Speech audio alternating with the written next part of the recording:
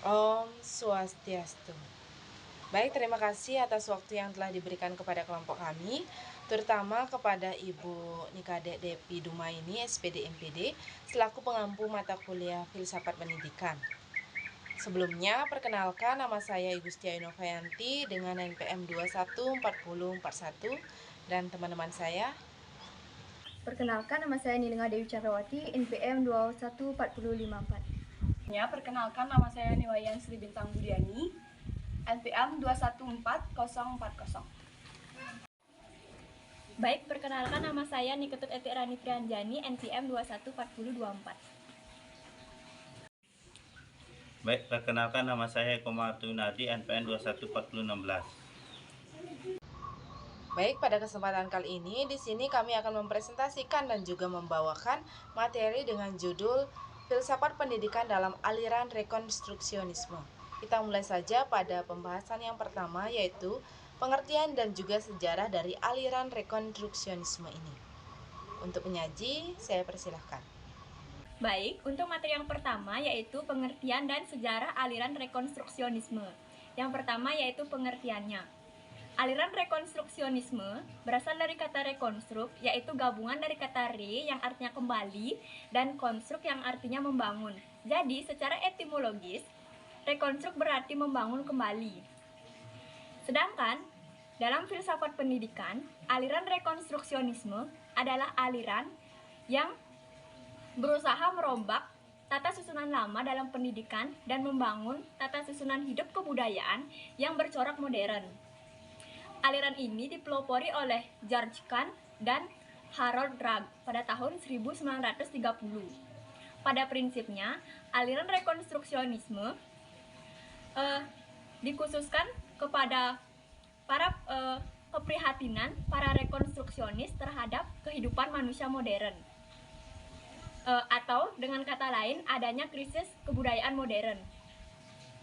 Kedua aliran ini berpandangan bahwa kehidupan manusia modern banyak sudah mengalami kehancuran, kebingungan, kebobrokan, serta kehilangan prinsip manusia. Sehingga banyak manusia yang mengalami kehilangan jati diri mereka. Bedanya kedua aliran ini, jika aliran perennialisme memandang bahwa kebobrokan kehidupan manusia modern dapat diatasi dengan cara kembali ke kehidupan yang masih menjunjung tinggi peradaban dan kebudayaan masa lampau. Karena kaum perennialisme memandang bahwa pola perkembangan kebudayaan sepanjang zaman merupakan sebagai aliran pengulangan dari apa yang ada pada masa lampau. Sehingga perennialisme sering disebut juga dengan tradisionalisme. Sedangkan aliran rekonstruksionisme masih berusaha membangun konsensus yang paling luas atau mungkin tentang tujuan utama dan tertinggi kehidupan manusia.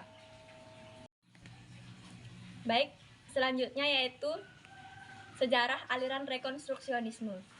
Rekonstruksionisme berusaha mencari kesepakatan semua orang tentang tujuan utama yang dapat mengatur kehidupan manusia ke dalam tata susunan baru dalam seluruh lingkungannya.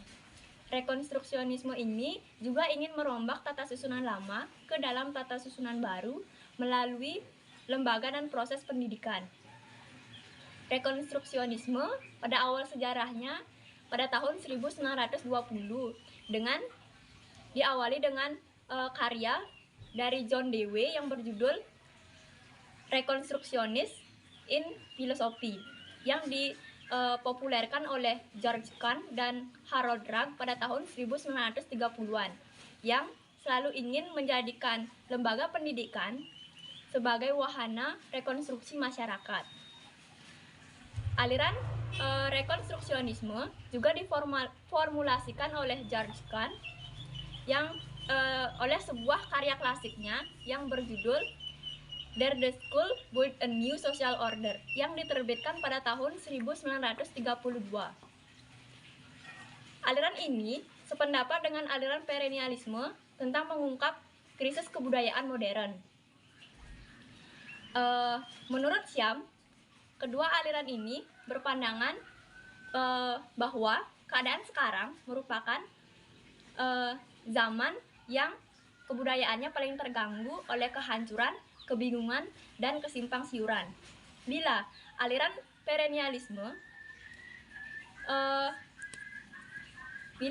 perennialisme mencari solusi dalam memecahkan masalah dengan cara kembali ke kehidupan masa lampau yang masih menganut peradaban masa lampau, dan rekonstruksionisme masih berusaha membangun konsensus yang paling luas atau mungkin tentang tujuan utama dan tertinggi dalam kehidupan manusia. John Hendrick mengemukakan juga bahwa rekonstruksionisme merupakan reformasi sosial yang menghendaki budaya modern. Para pendidik rekonstruksionisme memandang kurikulum sebagai problem sentral. Penganut siaran ini percaya telah tumbuh keinginan yang sama dari bangsa-bangsa yang tersimpul dalam ide rekonstruksionisme. Rekonstruksionisme di Barat bercita-cita mewujudkan dan melaksanakan perpaduan antara ajaran Kristen dan demokrasi modern dengan teknologi modern dan seni modern dalam suatu kebudayaan yang dibina bersama oleh seluruh kedaulatan bangsa-bangsa sedunia. Rekonstruksionisme mencita-citakan terwujudnya suatu dunia baru dengan suatu kebudayaan baru dan satu kedaulatan dunia dalam mengontrol umat manusia. Baik, sekian yang dapat saya sampaikan, akan dilanjutkan oleh teman saya. Di sini saya akan memaparkan materi mengenai prinsip-prinsip pemikiran dari aliran rekonstruksionisme. Adapun prinsip yang pertama yaitu masyarakat dunia sedang dalam kondisi yang kritis. Nah, krisis-krisis dunia yang terjadi saat ini antara lain yaitu persoalan-persoalan mengenai kependudukan, sumber daya alam yang terbatas, kesenjangan global dalam distribusi kekayaan, dan masih banyak lagi persoalan-persoalan lainnya. Praktik-praktik yang terjadi saat ini, jika tidak dirubah secara mendasar, maka akan mengakibatkan peradaban-peradaban yang sudah kita jumpai saat ini akan mengalami kehancuran. Nah, untuk persoalan-persoalan tadi, menurut kalangan rekonstruksionis, berjalan beriringan dengan tantangan totalitarianisme modern, yaitu menghilangnya nilai-nilai kemanusiaan dalam masyarakat luas dan meningkatnya kebodohan fungsional penduduk dunia, sehingga hal ini tidak bisa lagi untuk diabaikan. Prinsip yang kedua yaitu solusi efektif satu-satunya persoalan-persoalan dunia kita adalah penciptaan tatanan sosial yang menjaga. Mengingat persoalan-persoalan yang terjadi bersifat mendunia, maka solusinya pun harus demikian. Kerjasama menyeluruh dari semua bangsa adalah harapan satu-satunya bagi penduduk dunia yang berkembang terus, yang menghuni dunia dengan segala keterbatasannya. Di era teknologi ini telah memunculkan saling ketergantungan dunia, di samping meningkatnya kajian-kajian di bidang sains. Di sisi lain, saat ini kita juga sedang mengalami kesenjangan budaya dalam beradaptasi dengan tatanan dunia yang baru.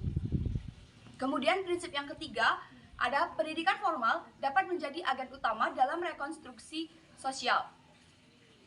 Sekolah-sekolah yang merefleksikan nilai-nilai sosial dominan, tutur rekonstruksionis hanya akan mengalihkan penyakit-penyakit sosial, ekonomi, dan politik yang mendera umat manusia saat ini. Sekolah harus dan dapat merubah secara mendasar fungsi tradisionalnya dan menjadi sumber bagi inovasi sosial. Kritik-kritik rekonstruksionis menandakan bahwa Bramel dan kolega-koleganya telah memberikan kepercayaan yang sangat besar terhadap guru dan para pendidik lainnya untuk menjadi agen utama dalam perubahan sosial. Yang dimaksudkan yaitu adalah pendidikan dapat menjadi instrumen utama untuk mengaburkan tuntutan mendesak transformasi sosial atau menjadi instrumen untuk membentuk keyakinan masyarakat dan mengarahkan peralihannya ke masa depan. Kemudian yang keempat ada metode-metode pengajaran. Metode-metode pengajaran harus didasarkan pada prinsip-prinsip demokratis yang bertumpu pada kecerdasan asli jumlah mayoritas untuk menawarkan dan merenungkan solusi yang paling valid bagi persoalan-persoalan umat manusia. Kalangan rekonstruksionis seperti aliran-aliran gerakan progresif lainnya tidaklah utama dalam pandangan mereka bahwa demokratis merupakan sistem politik yang terbaik. Namun, menurut mereka adalah sebuah keharusan bahwa prosedur-prosedur demokratis harus digunakan di ruang kelas oleh para guru dan diberikan kepada peserta didik setelah para peserta didik ini diarahkan kepada kesempatan-kesempatan untuk dapat memilih di antara keragaman-keragaman pilihan, baik itu sosial, ekonomi, dan politik. Dan prinsip yang kelima yaitu ada, jika pendidikan formal adalah bagian tidak terpisahkan dari solusi sosial dalam krisis dunia sekarang, maka ia harus secara aktif mengajarkan perubahan sosial.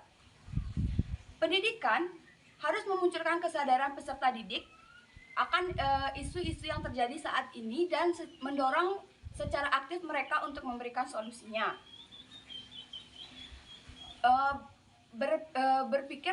Berpikir kritis ini dapat dibentuk dan ditumbuhkan dengan cara yaitu jika para peserta didik berani untuk mempertanyakan status dan mengkaji isu-isu kontroversial masyarakat, sosial, politik, dan pendidikan.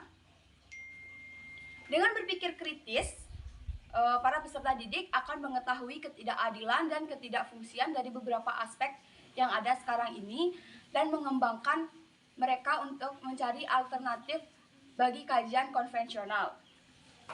Ilmu-ilmu sosial seperti antropologi, sosial, sains politik, dan psikologi adalah landasan utama bagi para rekonstruksionis dalam mengidentifikasi persoalan-persoalan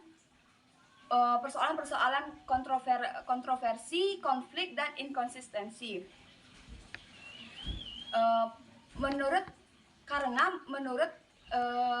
rekonstruksionisme, masyarakat dunia yang ideal haruslah berada di bawah kontrol mayoritas warga masyarakat dan secara benar menguasai dan menentukan nasib mereka sendiri. Sekian yang dapat saya sampaikan. Selanjutnya akan dilanjutkan oleh teman saya. Baik, selanjutnya di sini saya akan memaparkan materi tentang pandangan-pandangan yang ada di dalam aliran rekonstruksionisme. Yang pertama ada pandangan ontologi. Dengan ontologi dapat diterangkan tentang bagaimana hakikat dari segala sesuatu. Aliran rekonstruksionisme memandang bahwa realita itu bersifat universal, yang mana realita itu di mana dan ada sama di setiap tempat. Sebagaimana yang kita lihat di hadapan kita dan ditangkap oleh panca indera manusia, seperti hewan dan tumbuhan atau benda yang ada di sekeliling kita, serta realita yang kita ketahui dan kita hadapi tidak terlepas dari sesuatu sistem selain substansi yang dipunyai dan tiap-tiap benda dan dapat dipilih melalui akal pikiran. Menurut Sham, aliran pemikiran yang demikian bertolak dari gerakan intelektualitas pada abad pertengahan yang mencapai kristalisasi pada abad 9 sampai 14, memberikan argumentasi rasio tentang eksistensi tahun. Alspers, seorang tokoh utama skolastik, menyatakan bahwa secara kritis realitas semesta dapat dipahami dan tidak ada sesuatu di dalam nyata ini di luar kekuasaan Tuhan, karena semua itu sebagai perwujudan dan kesempurnaan. Yang kedua, pandangan epistemologis. Kajian epistemologis ini lebih merujuk kepada aliran pragmatisme dan perennialisme. Menurut aliran ini, untuk memahami realita memerlukan suatu asas, artinya adalah tidak mungkin memahami realita tanpa pengalaman dan hubungan realita terdahulu melalui ilmu pengetahuan. Aliran ini juga berpendapat bahwa dasar dari suatu kebenaran dapat dibuktikan dengan self-evidence, yakni bukti yang ada pada diri sendiri, realita dan eksistensinya. Pedoman ini berasal dari ajaran Aristoteles yang membicarakan dua hal pokok, yakni pikiran dan bukti yang menggunakan pemikiran silogisme.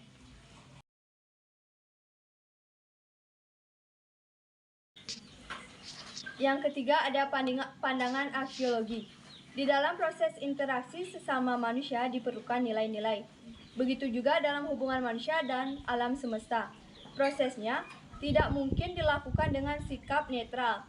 Secara umum, ruang lingkup pengertian dari nilai itu tidak terbatas. Nah, menurut Iman Branadib, tahun 1992 sampai 69, aliran rekonstruksionisme memandang masalah nilai berdasarkan asas-asas supranatural, yaitu menerima nilai natural yang universal, yang abadi berdasarkan prinsip nilai teologis. Sekian presentasi dari saya. Materi selanjutnya akan dijelaskan oleh teman saya. Baik, di sini saya akan melanjutkan presentasi dari teman saya yaitu tentang teori pendidikan dalam rekonstruksionisme. Yang pertama yaitu ada tujuan pendidikan. 1. Sekolah rekonstruksionisme berfungsi sebagai lembaga utama untuk melakukan perubahan sosial, ekonomi, dan politik. Yang kedua, tujuan sekolah rekonstruksionisme adalah mengembangkan insinyur-insinyur sosial warga negara yang mempunyai tujuan mengubah secara radikal wajah masyarakat masa kini.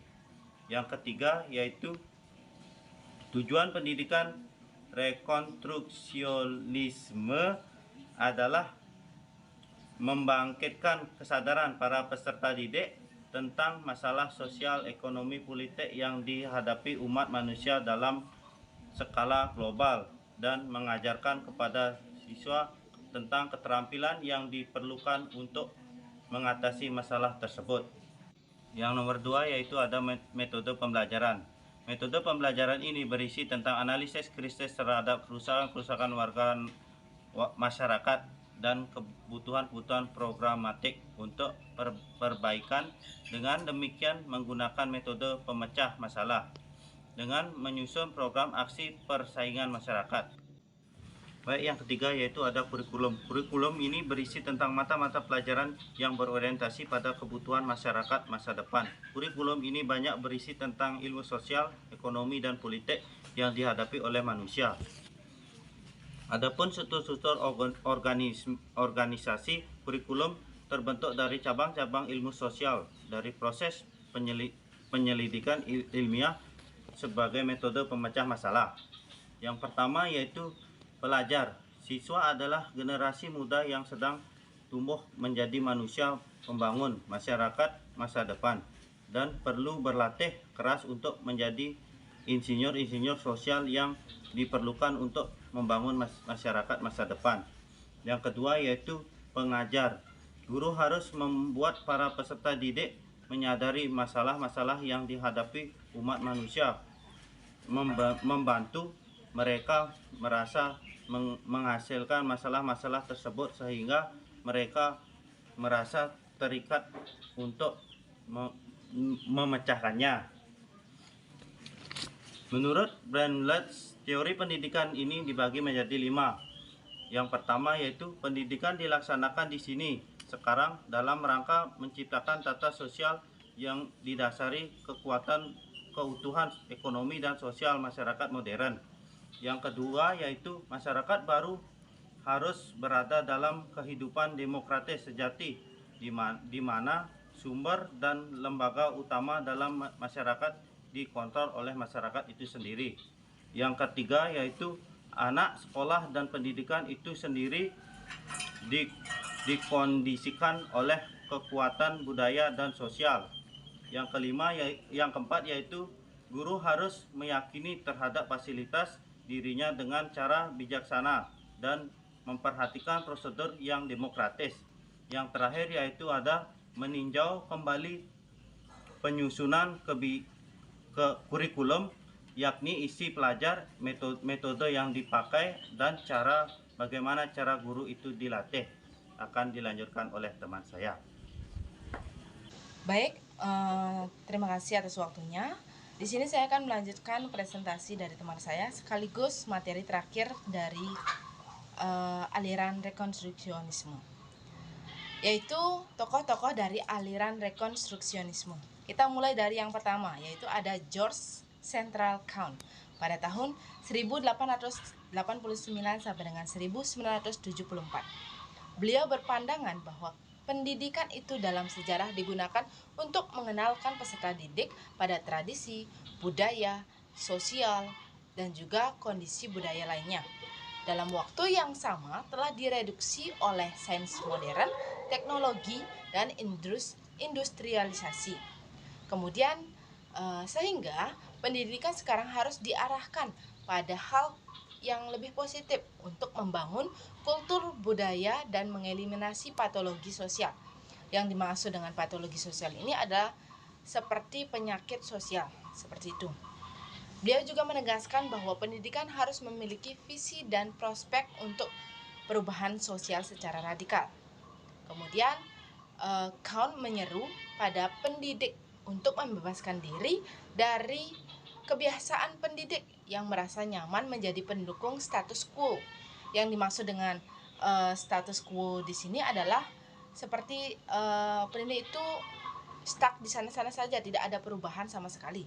Maka dari itu, pendidik harus terjun bebas menjadi aktor perubahan sosial di masyarakat, apalagi termasuk juga dalam membangunkan atau membangkitkan semangat kepada peserta didik atau mengajarkan peserta didik agar mampu dia memecahkan masalah-masalah sosial yang dia hadapi maupun masalah pribadi yang dia hadapi, sehingga dalam hal ini, dalam kebudayaan ini, peserta didik mampu mengembangkan, menjaga kebudayaan yang ada, tradisi yang ada di dalam bangsa Indonesia ini. Baik, yang kedua yaitu Caroline Pratt, yang dimana Caroline Pratt ini adalah guru yang sangat-sangat inovatif. Kenapa dikatakan sangat-sangat inovatif? Karena beliau mengemukakan ide-idenya agar anak-anak mampu menemukan jati dirinya sendiri dan mampu memecahkan masalah-masalah sosial yang dia hadapi. Maka dari itu, untuk merealisasikan pandangan tersebut, pendidik harus mampu mendekati, tahu bagaimana sih karakter peserta didik tersebut terlebih dahulu, apa sih yang diperlukan oleh peserta didik itu terlebih dahulu, agar ketika kita sudah mengetahui apa yang peserta didik bisa, apa yang peserta didik kuasai, kita bisa mengarahkan ke hal tersebut, sehingga perlahan demi perlahan peserta didik akan mampu mengetahui apa sih, bagaimana sih jati diri mereka sendiri, dan pada akhirnya mereka akan mampu memecahkan masalah-masalah sosial yang mereka hadapi di masyarakat maupun yang mereka hadapi pada dirinya sendiri. Yang ketiga ada Harold Ragg, yang dimana beliau ini mengkhawatirkan tentang kurikulum yang tidak relevan dengan dunia nyata dan tidak mampu memecahkan masalah-masalah sosial yang ada. Apabila kurikulum tersebut tidak relevan dengan dunia nyata, yang akan terjadi adalah peserta didik tidak akan dibekali pengetahuan, keterampilan, sikap yang dimana yang akan digunakan dalam memecahkan masalah-masalah sosial yang dihadapi. Maka dari itu, apa sih solusi yang tepat? Solusi yang tepat adalah pemerintah harus mensurvei atau mengobservasi atau meneliti peserta didik atau anak-anak mulai dari perkotaan hingga pedesaan, bahkan pelosok pun harus diteliti satu persatu sehingga seimbang antara di perkotaan, di pedesaan maupun di pelosok. Kita tahu apa sih kekurangan, apa sih yang dibutuhkan oleh peserta didik, sehingga kita bisa membuat kurikulum atau pemerintah bisa membuat kurikulum yang cocok, kurikulum yang pas dengan apa yang dialami oleh peserta didik, sehingga mereka pastinya akan menangkap apa yang akan diajari, mereka akan mengerti, mereka akan dibekali oleh pengetahuan, keterampilan, dan juga sikap. Tentunya akan berpengaruh pada dirinya dalam masyarakat. Ia mampu memecahkan masalah-masalah yang akan alami pada dirinya di masyarakat.